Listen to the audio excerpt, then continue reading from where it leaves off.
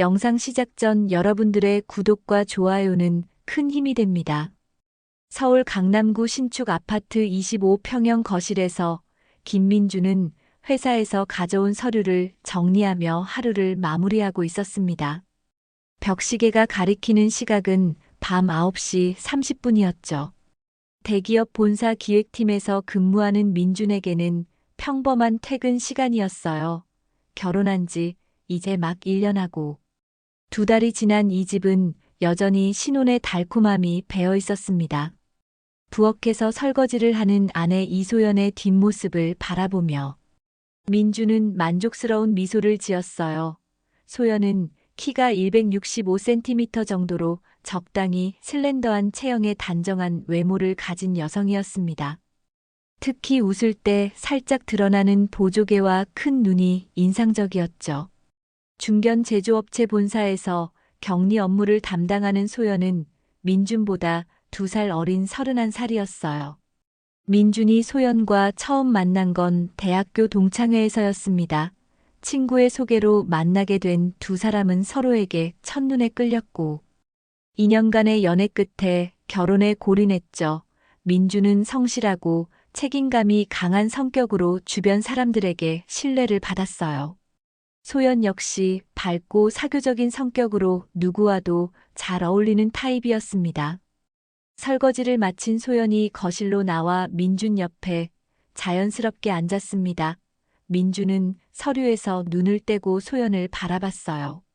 오늘도 회사에서 돌아온 소연의 모습은 여전히 단정했죠.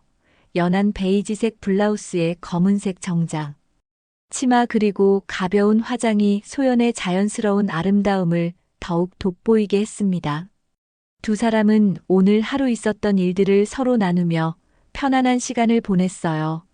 민주는 회사에서 새로 맡게 된 프로젝트 이야기를 했고, 소연은 월말 결산 업무로 바빴던 하루를 털어놓았습니다. 이런 평범한 일상이 이들 부부에게는 소중한 시간이었죠.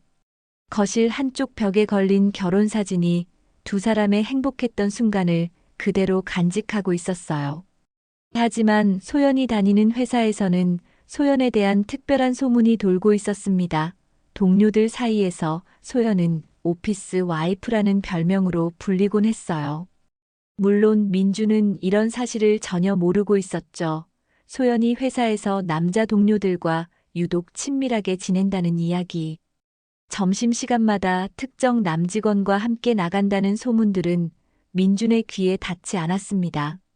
특히 소연의 동료들은 소연이 남직원들과의 관계에서 보이는 특별한 친밀감에 대해 자주 이야기했어요. 회사 내에서 소연은 항상 밝고 활발한 모습으로 남자 동료들 사이에서 인기가 많았습니다. 업무 시간 중에도 자주 웃음소리가 들렸고, 특히 특정 남직원들과는 사적인 대화를 나누는 모습이 자주 목격되었죠. 소연은 집에서만큼은 완벽한 신혼 아내였어요. 아침마다 민준을 깨우고 정성스럽게 아침 식사를 준비했고, 저녁에는 따뜻한 저녁상으로 민준을 맞이했죠. 주말에는 함께 마트에 가서 장을 보고, 가끔 영화를 보러 가거나 맛있는 식당을 찾아다니며 데이트를 즐겼습니다. 소연은 민준 앞에서는 항상 사랑스럽고 다정한 모습만을 보여주었어요. 소연은 민준에게 다가가 자연스럽게 품에 안겼습니다. 민준은 소연의 어깨를 가볍게 토닥이며 하루의 피로를 풀었어요. 텔레비전에서는 두 사람이 함께 보던 로맨틱 드라마가 시작되었고, 소연은 부엌에서 달콤한 팝콘을 만들어 왔죠. 거실에는 두 사람만의 아늑한 분위기가 흘렀습니다. 이런 소소한 행복이 이들 부부의 일상이었어요. 겉으로 보기에는 정말 평범하고 안정적인 신혼생활 그 자체였습니다. 민주는 소연과 함께하는 모든 순간들이 행복했고, 앞으로도 이런 평범한 일상이 계속되기를 진심으로 바랐어요. 하지만 민준이 모르는 소연의 또 다른 모습이 있다는 사실을 민준은 꿈에도 생각하지 못했습니다. 소연이 회사에서 보이는 행동들과 집에서의 모습 사이에는 큰 차이가 있었지만 민준에게는 완전히 감춰진 채로 남아 있었죠. 다음 날 아침 8시 민준이 회사로 출근한 후 소연도 평소와 같이 9시에 집을 나섰습니다. 지하철을 타고 회사로 향하는 소연의 표정은 어제 저녁 민준과 함께 있을 때와는 사뭇 달랐어요. 집에서 보여주던 차분하고 단정한 모습 대신 어딘지 모르게 설레는 듯한 기대감이 얼굴에 스며 있었습니다. 소연이 다니는 중견 제조업체는 여의도에 위치한 20층 규모의 건물이었어요. 격리팀이 있는 12층에 도착한 소연은 평소보다 조금 더 신경 써서 립스틱을 발랐습니다. 거울을 보며 머리카락을 정리하는 소연의 모습에는 누군가를 만날 준비를 하는 여성의 설렘이 배어 있었죠. 소연의 책상은 사무실 가운데 쪽에 위치해 있었는데 바로 옆자리에는 영업팀 박성호 대리가 앉아 있었습니다. 35살인 성호는 키가 180cm 정도의 훤칠한 체격에 단정한 외모를 가진 남성이었어요. 성호 역시 결혼한 지 3년 정도 된 기혼자였지만 소연과는 특별한 관계를 유지하고 있었습니다. 소연이 자리에 앉자마자 성호가 자연스럽게 다가와 작은 목소리로 인사를 건넸어요. 두 사람의 대화는 겉으로 보기에는 평범한 업무 관련 이야기 같았지만 그 속에는 남다른 친밀감이 숨어 있었습니다. 소연은 성호와 이야기할 때마다 평소보다 더 많이 웃었고 때로는 성호의 팔을 가볍게 치며 장난을 치기도 했죠. 점심시간이 되자 소연과 성호는 당연하다는 듯이 함께 사무실을 나섰습니다. 다른 동료들은 이미 이런 모습에 익숙해져 있었어요. 처음에는 단순히 친한 동료 사이라고 생각했던 사람들도 이제는 둘 사이의 특별한 관계를 눈치채고 있었습니다. 특히 여직원들 사이에서는 소연에 대한 좋지 않은 시선들이 늘어나고 있었죠. 회사 근처 작은 이탈리아 레스토랑에서 소연과 성호는 마주 앉아 점심을 먹었습니다. 두 사람은 업무 이야기보다는 개인적인 이야기를 더 많이 나눴어요. 성호는 소연의 손을 테이블 위에서 살짝 잡기도 했고, 소연 역시 자연스럽게 받아들였습니다. 주변에서 보기에는 연인처럼 보일 정도로 친밀한 모습이었죠. 하지만 소연의 관계는 성호에게만 국한되지 않았습니다. 몇 달 전까지는 마케팅팀의 김준영 과장과 비슷한 관계를 유지했었어요. 준영과의 관계가 정리된 후 소연은 자연스럽게 성호에게 관심을 돌렸습니다. 이런 패턴은 소연이 회사에 입사한 후 지속적으로 반복되어 온 일이었어요.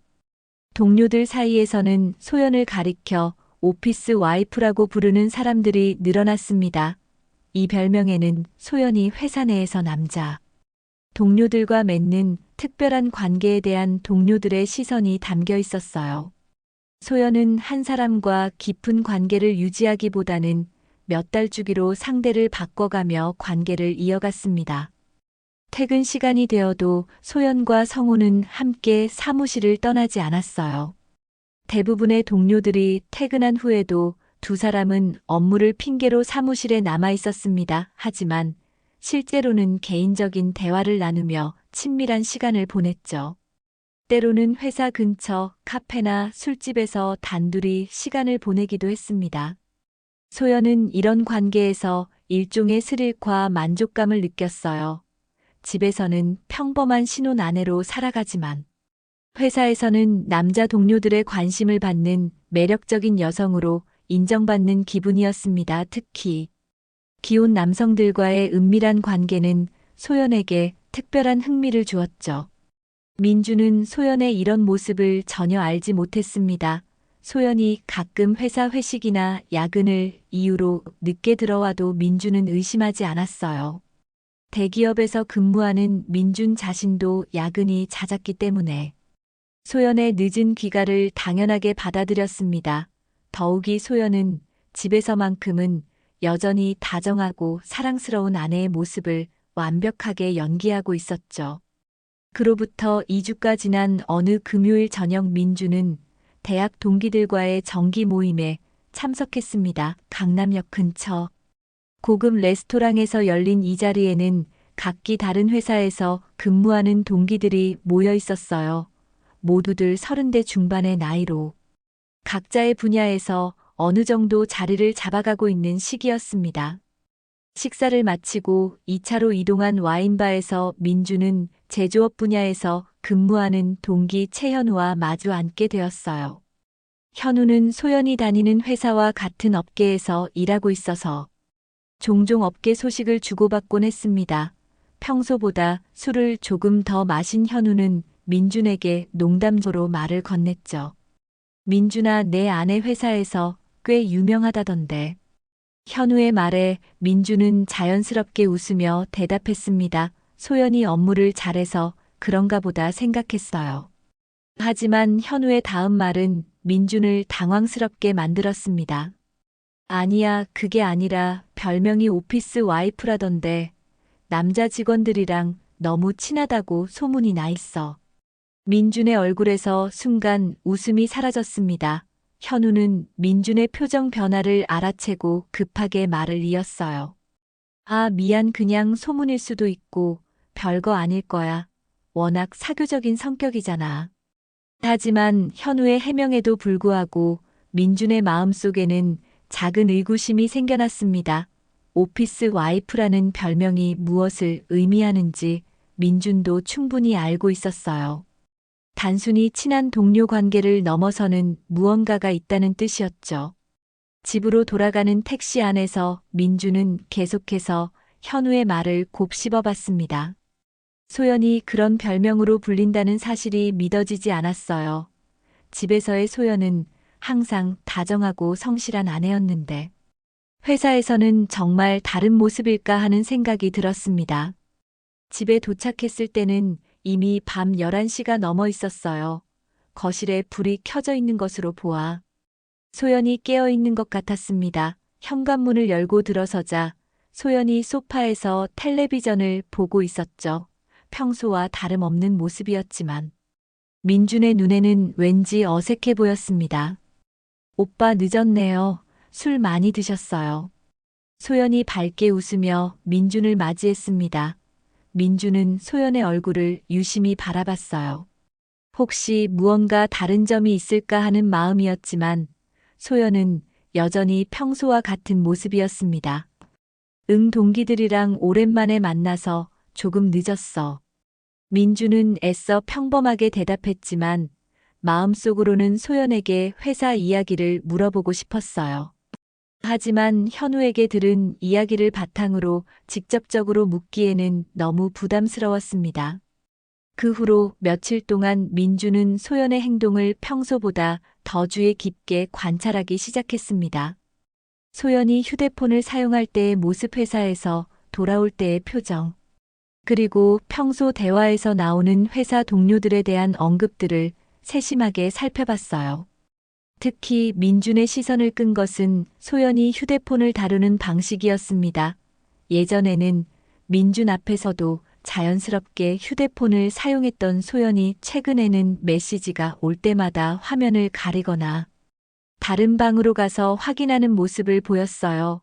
또한 휴대폰을 어디에 둘 때도 항상 화면이 보이지 않게 뒤집어 놓았습니다.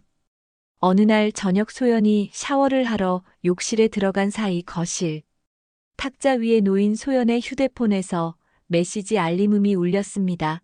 민준은 잠시 망설였지만 결국 휴대폰을 들어 화면을 확인해 보려 했어요. 하지만 휴대폰에는 잠금이 걸려 있었고 민준이 알고 있던 비밀번호와는 달랐습니다. 이때부터 민준의 의심은 더욱 구체화되기 시작했어요. 소연이 언제부터 휴대폰 비밀번호를 바꿨는지, 그리고 왜 바꿨는지에 대한 궁금증이 생겼습니다. 또한 소연이 회사에서 늦게 들어오는 날이 예전보다 늘어났다는 사실도 새롭게 인식하게 되었죠. 민준의 의심이 깊어진 지 일주일이 지나면서 상황은 더욱 명확해졌습니다. 소연의 귀가 시간이 점점 늦어지고 있었고 핑계도 다양해졌어요. 어떤 날은 회사 회식이라고 했고 어떤 날은 동료와 급한 업무를 처리해야 한다고 했습니다. 하지만 민준이 보기에는 모든 핑계가 어딘지 어색하고 부자연스러웠어요. 더욱 이상한 것은 소연이 집에 들어올 때의 모습이었습니다. 예전에는 하루 종일 일한 후에 피곤함이 역력했는데 최근에는 오히려 들뜬 기분처럼 보였어요. 화장도 새로 고쳐한 것 같았고 향수 냄새도 평소와 달랐습니다. 무엇보다 소연의 눈빛에서 뭔가 감추고 있다는 느낌을 지울 수 없었죠. 민주는 혼자서 소연을 미행하거나 감시하는 것의 한계를 느꼈습니다. 자신도 회사 업무가 바빠서 소연의 모든 행동을 추적하기는 어려웠어요. 또한 만약 직접 미행하다가 들키게 된다면 부부 관계에 돌이킬 수 없는 상처가 날 수도 있었습니다. 고민 끝에 민주는 전문가의 도움을 받기로 결정했어요. 인터넷을 통해 신뢰할 만한 사설 탐정 사무소를 찾아봤습니다. 여러 곳을 비교해 본 결과 강남구에 위치한 한 탐정 사무소가 불륜 조사 전문으로 좋은 평가를 받고 있다는 것을 알게 되었죠. 다음 날 점심시간을 이용해 민주는 그 탐정 사무소를 직접 방문했습니다. 사무소는 생각보다 깔끔하고 전문적인 분위기였어요. 50대 중반의 탐정 박철수는 20년 넘게 이 분야에서 일해온 베테랑이었습니다. 민주는 자신의 상황을 자세히 설명했고 박철수는 차분하게 들어주었어요. 박철수는 민준에게 불륜 조사의 과정과 방법에 대해 설명해 주었습니다. 보통 일주일에서 2주일 정도 집중적으로 조사하면 결과를 얻을 수 있다고 했어요. 조사 비용은 200만 원 정도였는데 민준에게는 적지 않은 금액이었지만 진실을 알기 위해서는 필요한 투자라고 생각했습니다. 계약을 체결한 후 박철수는 소연의 사진과 회사 정보 그리고 평소 생활 패턴에 대한 자세한 내용을 요구했어요. 민주는 최대한 정확한 정보를 제공했습니다. 특히 소연이 최근 자주 늦게 들어오는 요일과 시간대를 상세히 알려주었죠. 조사가 시작된 지 사흘째 되는 날 박철수로부터 첫 번째 연락이 왔습니다. 소연이 회사 동료 남성과 함께 점심 식사를 하는 모습을 포착했다는 내용이었어요. 사진을 보니 소연이 박성호라는 남자와 친밀하게 대화하는 모습이 담겨 있었습니다. 두 사람의 모습은 단순한 동료 관계를 넘어서는 친밀함을 보여주고 있었어요. 하지만 진짜 충격적인 증거는 일주일 후에 나왔습니다. 박철수가 민준을 사무소로 불러 보여준 자료들은 민준의 예상을 훨씬 뛰어넘는 것이었어요. 첫 번째 사진에는 소연이 박성호와 함께 강남구의 한 모텔에 들어가는 모습이 찍혀 있었습니다. 2시간 후 같은 모텔에서 나오는 모습도 함께 포착되어 있었죠. 더욱 충격적인 것은 그 다음에 나온 사진들이었습니다. 소연이 박성호가 아닌 다른 남자와 함께 있는 모습들이었어요. 김준영이라는 마케팅팀 과장과 카페에서 손을 잡고 있는 사진. 그리고 역시 모텔에 함께 들어가는 모습까지 모든 것이 생생하게 기록되어 있었습니다. 박철수는 민준에게 조사 결과를 차분히 설명해 주었어요. 소연은 회사 내에서 여러 명의 남자, 동료들과 동시에 부적절한 관계를 맺고 있었습니다. 대부분 기혼 남성들이었고, 관계의 기간은 각각 몇 달 정도였어요. 마치 일정한 패턴을 가지고 상대를 바꿔가며 관계를 이어가고 있었습니다. 가장 충격적인 부분은 소연이 이런 만남들을 매우 계획적이고 조직적으로 관리하고 있다는 점이었어요. 각각 다른 요일과 시간대를 이용해 만남을 가졌고 절대 겹치지 않도록 세심하게 스케줄을 조정하고 있었습니다. 또한 모텔도 매번 다른 곳을 이용해 들키지 않으려고 노력하고 있었죠. 탐정 사무소에서 나온 민주는 한동안 길거리를 멍하니 걸어 다녔습니다. 머릿속이 하얗게 비워진 것 같았어요. 방금 전까지 봤던 사진들이 현실인지 꿈인지 분간이 되지 않았습니다. 자신이 1년 넘게 함께 살아온 아내가 정말 그런 사람이었을까 하는 의구심과 동시에 명백한 증거 앞에서 느끼는 충격이 교차했어요. 회사로 돌아가야 했지만 도저히 일에 집중할 수 없을 것 같았습니다. 민주는 오후 반차를 내고 한강공원으로 향했어요. 평일 오후의 한강은 한적했습니다. 벤치에 앉아 멍하니 강물을 바라보며 민주는 지난 1년여의 시간들을 되돌아봤죠. 결혼식 날의 소연 모습이 떠올랐습니다. 하얀 웨딩드레스를 입고 행복한 미소를 짓던 소연의 얼굴이 아직도 생생했어요. 그때 소연은 정말 진심으로 자신을 사랑한다고 말했었습니다. 평생 함께하자고 약속했었죠. 그런데 그 모든 것이 거짓이었단 말인가 하는 생각에 가슴이 답답해졌습니다. 집으로 돌아가는 길에 민주는 평소 소연의 행동들을 하나하나 떠올려 봤어요. 최근 몇 달 동안 소연이 보인 변화들이 이제야 명확하게 이해되었습니다. 휴대폰 비밀번호를 바꾼 것, 늦은 귀가가 잦아진 것, 그리고 집에 들어올 때마다 보이던 어색한 표정들, 모든 것이 하나의 퍼즐처럼 맞아떨어졌어요. 저녁 8시가 되어도 소연은 집에 들어오지 않았습니다. 평소라면 민준이 먼저 들어와 있을 때 소연은 7시 반쯤에는 집에 도착했어요. 하지만 오늘은 달랐습니다. 민주는 거실 소파에 앉아 시계를 바라보며 기다렸죠. 매 분마다 느껴지는 시간의 무게가 점점 무거워졌습니다. 9시가 넘어서야 현관문이 열리는 소리가 들렸어요. 소연이 평소보다 밝은 표정으로 집에 들어왔습니다. 민주는 소연의 얼굴을 유심히 바라봤어요. 화장이 새로 고쳐져 있었고, 옷에서는 평소와 다른 남성용 향수 냄새가 났습니다. 탐정이 보여준 사진 속의 소연과 지금 눈앞의 소연이 완전히 일치했죠. 오빠 일찍 들어왔네요. 오늘 회사에서 급한 일이 있어서 조금 늦었어요. 소연의 말을 들으며 민주는 속으로 쓴웃음을 지었습니다. 급한 일이라는 것이 모텔에서 다른 남자와 시간을 보내는 것이었다니. 이제야 소연의 모든 말이 거짓말로 들렸어요. 그동안 자신이 얼마나 순진했는지 깨닫게 되었습니다. 그날 밤 민주는 잠을 이룰 수 없었어요. 옆에서 편안하게 잠들어 있는 소연을 바라보며 복잡한 감정들이 교차했습니다. 분노와 배신감. 그리고 한편으로는 자신의 무능함에 대한 자책감도 느껴졌어요. 어떻게 이런 상황까지 오도록 아무것도 모르고 있었을까 하는 생각이 들었습니다.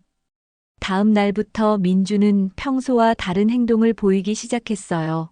소연과의 대화를 의도적으로 줄였고, 함께 보내는 시간도 최소화했습니다. 소연이 말을 걸어와도 건성으로 대답했죠. 하지만 소연은 민준의 변화를 크게 눈치채지 못하는 것 같았습니다. 오히려 자신만의 시간이 늘어나서 좋아하는 것처럼 보였어요. 주말이 되자 민주는 홀로 시간을 보내며 앞으로의 계획을 세우기 시작했습니다. 이 결혼을 계속 유지할 수 있을까 하는 근본적인 의문이 들었어요.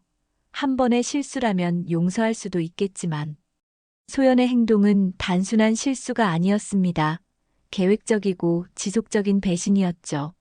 민주는 법적 대응에 대해서도 진지하게 고민하기 시작했어요. 탐정이 제공한 증거들이 법정에서 얼마나 효력이 있을지, 그리고 이혼 소송을 진행할 경우 어떤 절차를 거쳐야 하는지에 대해 인터넷으로 정보를 찾아봤습니다. 위자료 청구와 재산 분할에 대한 내용들도 자세히 살펴봤어요. 무엇보다 민준을 분노하게 만든 것은 소연의 뻔뻔함이었습니다. 집에서는 여전히 사랑스러운 아내 행세를 하면서 밖에서는 다른 남자들과 관계를 맺고 있다는 사실이 참을 수 없었어요. 이런 이중적인 모습이야말로 진정한 배신이라고 생각했습니다. 며칠 더 지나면서 민준의 마음은 점점 더 무거워졌습니다. 탐정이 제공한 증거들을 반복해서 살펴볼 때마다 현실을 받아들이기 어려웠어요. 하지만 더 이상 이 상황을 방치할 수는 없다고 판단했습니다. 소연과 직접 대화를 나누어 진실을 확인해야 할 때가 온 것이었죠. 금요일 저녁 소연이 평소보다 일찍 집에 들어왔습니다. 아마도 오늘은 다른 남자들과의 약속이 없었던 것 같았어요. 소연은 평소와 다름없이 저녁을 준비하며 민준에게 하루 있었던 일들을 말했습니다. 하지만 민준은 소연의 말 한마디 한마디가 모두 거짓말로 들렸어요. 저녁 식사를 마친 후 민준은 용기를 내어 소연에게 말을 걸었습니다. 거실 소파에 나란히 앉은 두 사람 사이에는 어색한 긴장감이 흘렀어요. 민준은 어떻게 말을 시작해야 할지 고민했습니다. 너무 직접적으로 물어보면 소연이 발끈할 수도 있고, 너무 돌려서 말하면 진실을 알아내기 어려울 것 같았죠. 소연아, 회사 생활은 어때요? 동료들과는 잘 지내고 있어요. 민준의 질문에 소연은 자연스럽게 대답했습니다. 별다른 문제 없이 잘 지내고 있다고 했어요. 특히 격리팀 동료들과는 매우 화목하다고 강조했습니다. 하지만 민준은 소연의 대답에서 뭔가 어색함을 느꼈어요. 혹시 회사에서 특별히 가깝게 지내는 동료가 있나요? 남자 동료 중에서 말이에요. 민준의 질문이 조금 더 구체적이 되자 소연의 표정에 미묘한 변화가 나타났습니다. 잠시 망설이는 듯한 모습을 보이더니 곧 평소와 같은 밝은 표정으로 돌아왔어요. 그냥 업무적으로 함께 일하는 동료들이 있을 뿐이에요. 왜 갑자기 그런 걸 물어보세요? 소연의 반응을 보며 민준은 더욱 확신을 갖게 되었습니다. 소연이 뭔가를 숨기고 있다는 것이 분명했어요. 민준은 한 걸음 더 나아가기로 결정했습니다. 최근에 회사 일로 늦게 들어오는 일이 많아진 것 같은데 혹시 누군가와 함께 시간을 보내는 건 아니에요. 이번에는 소연의 얼굴이 확실히 굳어졌습니다. 평소라면 웃으면서 넘어갔을 질문인데 오늘은 달랐어요. 소연은 민준을 째려보며 날카로운 목소리로 대답했습니다. 오빠가 왜 이런 식으로 의심을 하세요? 저를 믿지 못하는 거예요. 정말 기분 나빠요. 소연의 반응은 민준이 예상했던 것과 정확히 일치했습니다. 죄책감이 있는 사람이 보이는 전형적인 방어 반응이었어요. 민준은 더 이상 돌려서 말할 필요가 없다고 판단했습니다. 주머니에서 탐정이 제공한 사진들을 꺼내 테이블 위에 올려놓았죠. 소연아, 이게 뭔지 설명해 줄 수 있어요. 사진들을 본 순간 소연의 얼굴이 새하얗게 변했습니다. 첫 번째 사진은 소연이 박성우와 함께 모텔에 들어가는 모습이었고, 두 번째 사진은 김준영과 손을 잡고 있는 모습이었어요. 세 번째 사진에는 또 다른 남자와 친밀하게 대화하는 소연의 모습이 담겨 있었습니다. 소연은 한동안 말을 하지 못했습니다. 입술이 파르르 떨리고 있었고, 눈동자가 이리저리 흔들리고 있었어요. 평소에 당당하고 자신감 넘치는 모습은 온데간데 없이 사라져버렸습니다. 마치 범죄 현장에서 체포된 범인처럼 위축되어 보였죠. 이건 오해예요. 정말 아무것도 아니에요. 소연이 간신히 짜내는 목소리로 변명을 시작했습니다. 하지만 사진 속 증거가 너무나 명확했기 때문에 어떤 변명도 설득력이 없었어요. 민주는 차분하지만 단호한 목소리로 소연에게 물었습니다. 그럼 이 사진들이 모두 조작된 거라는 말이에요. 모텔에 들어가는 것도 오해고, 다른 남자와 손잡는 것도 오해라는 거예요. 소연은 대답을 하지 못하고 고개를 숙였습니다. 눈에서는 눈물이 흘러내리기 시작했어요. 하지만 민주는 더 이상 소연의 눈물에 동정심을 느끼지 않았습니다. 그동안 자신을 속여온 것에 대한 분노가 더 컸죠. 소연은 결국 자리에서 일어나 방으로 들어가 버렸습니다. 더 이상 변명할 말도 없고 민준과 마주할 용기도 없었던 것 같았어요. 민준은 혼자 거실에 남아 사진들을 다시 한번 정리했습니다. 이제 모든 것이 명확해졌어요. 더 이상 의심할 여지가 없었습니다. 그날 밤 민준은 한잠도 자지 못했습니다. 침실에서는 소연이 흐느끼는 소리가 간간히 들려왔지만 민준의 마음은 이미 굳어 있었어요.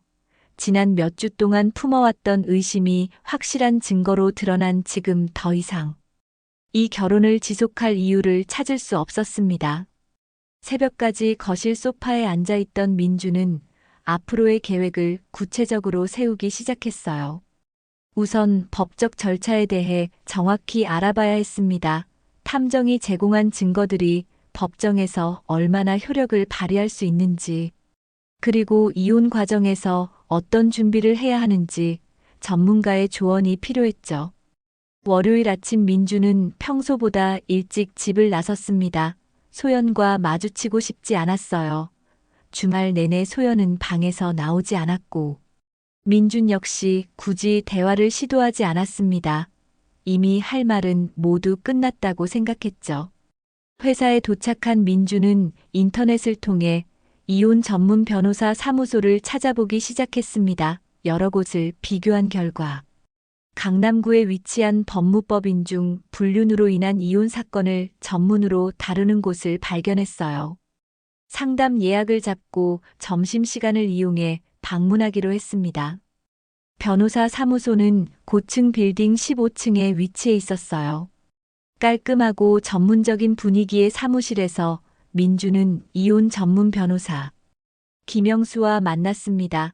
50대 초반의 김영수 변호사는 20년 넘게 가족법 분야에서 활동해온 베테랑이었죠.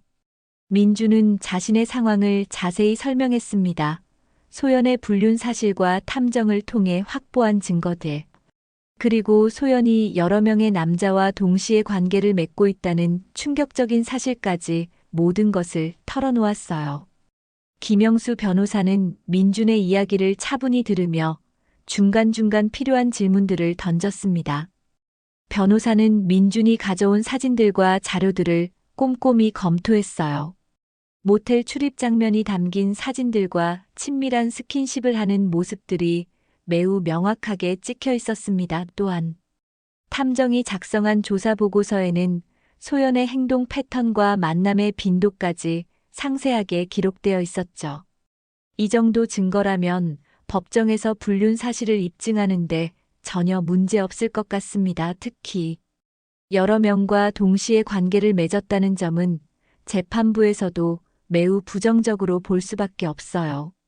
김영수 변호사의 설명에 따르면 민준의 경우 이혼 소송에서 매우 유리한 위치에 있었습니다. 명백한 불륜 증거가 있고 피해자인 민준 쪽에서 이혼을 요구하는 상황이었기 때문이에요. 또한 소연의 불륜 상대방들에 대해서도 별도의 위자료 청구 소송을 진행할 수 있다고 했습니다.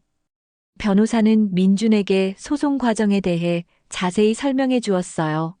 우선 이혼 조정 신청을 통해 합의 이혼을 시도해보고, 만약 소연이 조건에 동의하지 않을 경우 이혼 소송으로 넘어가는 절차였습니다. 위자료는 보통 3천만 원에서 5천만 원 정도 청구할 수 있고, 재산 분할의 경우 민준에게 유리하게 진행될 가능성이 높다고 했죠. 무엇보다 중요한 것은 소연의 불륜 상대방들에 대한 손해배상 청구였습니다. 탐정 자료에 따르면 최소 3명의 남자와 관계를 맺은 것으로 확인되었는데 각각에 대해 2천만 원에서 3천만 원의 위자료를 청구할 수 있다고 했어요. 이들은 모두 기혼자였기 때문에 상간남으로서의 책임을 져야 했습니다.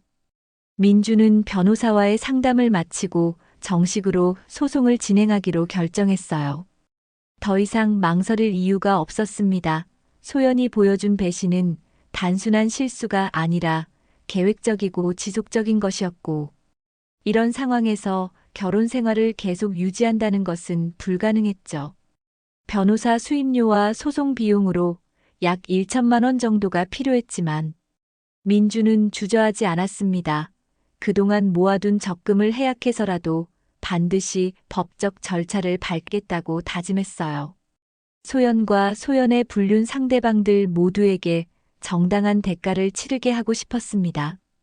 사무소를 나서는 민준의 발걸음은 한결 가벼워졌어요. 비록 고통스럽고 힘든 과정이 기다리고 있지만 이제 명확한 방향을 정했기 때문이었습니다. 더 이상 혼란스럽거나 망설일 필요가 없었죠. 소연에 대한 마지막 미련도 완전히 정리되었습니다. 다음 주 월요일 민주는 김영수 변호사와 함께 가정법원에 이혼 조정 신청서를 제출했습니다. 동시에 소연의 불륜 상대방들인 박성호, 김준영, 그리고 또 다른 남직원 한 명에 대해서도 각각 손해배상 청구 소송을 접수했어요. 법원 직원이 서류를 검토하는 동안 민주는 이제 정말로 되돌릴 수 없는 길에 들어섰다는 것을 실감했습니다. 소연에게는 법원에서 발송한 조정 신청서가 며칠 후 집으로 배달되었어요. 민준이 퇴근해서 집에 들어갔을 때 소연은 거실 바닥에 주저앉아 울고 있었습니다. 손에는 법원에서 온 서류가 구겨진 채로 들려 있었죠. 하지만 민주는 소연을 바라보며 어떤 동정심도 느끼지 않았습니다. 오빠 정말 이렇게까지 해야 하는 거예요. 한 번만 용서해 주세요. 다시는 이런 일 없을 거예요. 소연이 무릎을 꿇고 민준에게 애원했지만 민준의 마음은 이미 돌이킬 수 없을 만큼 굳어 있었어요. 한 번의 실수라면 모를까? 여러 명의 남자와 계획적으로 관계를 맺어온 소연의 행동은 용서받을 수 없는 배신이었습니다. 소연아, 이미 늦었어요. 당신이 한 일들을 생각해 보세요. 이게 단순한 실수인가요? 민주는 차갑게 대답하며 소연을 외면했습니다. 그리고 미리 준비해둔 가방을 들고 집을 나섰어요. 당분간 친구 집에 머물면서 법적 절차가 끝날 때까지 기다리기로 했습니다. 더 이상 소연과 같은 공간에 있고 싶지 않았죠. 한편 소연의 회사에서는 소송 소식이 빠르게 퍼지기 시작했습니다. 박성호와 김준영, 그리고 다른 남직원들에게 법원에서 소장이 배달되면서 사내 분위기가 술렁이기 시작했어요. 특히 소연이 여러 명의 남자 동료들과 동시에 불륜 관계를 맺었다는 사실이 알려지면서 직장 내에서 소연을 바라보는 시선이 완전히 달라졌습니다. 격리팀 동료들은 소연과 거리를 두기 시작했고, 다른 부서 직원들도 소연을 피하는 분위기였어요. 그동안 소연에게 호감을 보였던 남직원들조차 이제는 소연을 외면했습니다. 소연의 별명이었던 오피스 와이프는 이제 완전히 다른 의미로 회자되었죠. 박성호와 김준영은 각각 자신들의 아내에게도 이 사실이 알려지면서 가정에서도 큰 문제가 되었습니다. 두 사람 모두 직장에서의 입지가 크게 흔들렸고 승진에도 악영향을 미칠 것이 확실했어요. 무엇보다 민준이 청구한 2,500만 원씩의 위자료는 이들에게 경제적으로도 큰 부담이 되었습니다. 첫 번째 조정 기일에서 소연은 이혼에는 동의하지만 위자료 금액을 줄여달라고 요청했어요. 하지만 민준과 김영숙 변호사는 단호하게 거절했습니다. 명백한 증거가 있는 상황에서 양보할 이유가 전혀 없었죠. 조정은 결렬되었고 정식 소송으로 넘어가게 되었습니다. 소송이 진행되는 동안 민주는 새로운 삶을 준비하기 시작했어요. 우선 새로운 원룸을 구해서 이사를 했습니다. 소연과 함께 살았던 아파트의 모든 추억들을 정리하고 완전히 새로운 환경에서 시작하고 싶었어요. 회사 동료들에게도 이혼 진행 중이라는 사실을 알렸고 모두들 민준을 지지해 주었습니다. 법원에서는 민준에게 유리한 판결이 나왔어요. 이혼이 인용되었고 소연은 민준에게 5천만 원의 위자료를 지급하라는 판결을 받았습니다.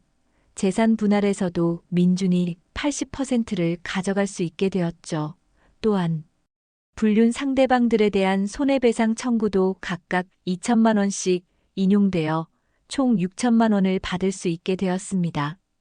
소연은 결국 회사를 그만두게 되었어요. 직장 내에서의 평판이 완전히 실추된 상황에서 더 이상 버틸 수가 없었습니다.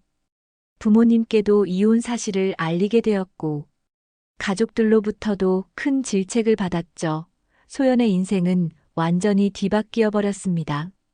반년 후 모든 법적 절차가 완료되었을 때 민주는 홀가분함을 느꼈어요.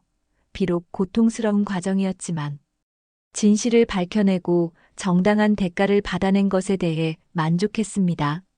무엇보다 더 이상 거짓말과 배신 속에서 살지 않아도 된다는 것이 가장 큰 해방감이었죠. 민주는 새로운 인생을 시작했습니다. 35살의 나이에 다시 혼자가 되었지만 이번에는 더욱 신중하게 사람을 판단하고 관계를 맺어나갈 계획이었어요. 소연과의 결혼 생활에서 얻은 교훈들을 바탕으로 앞으로는 더 나은 선택들을 해나가겠다고 다짐했습니다.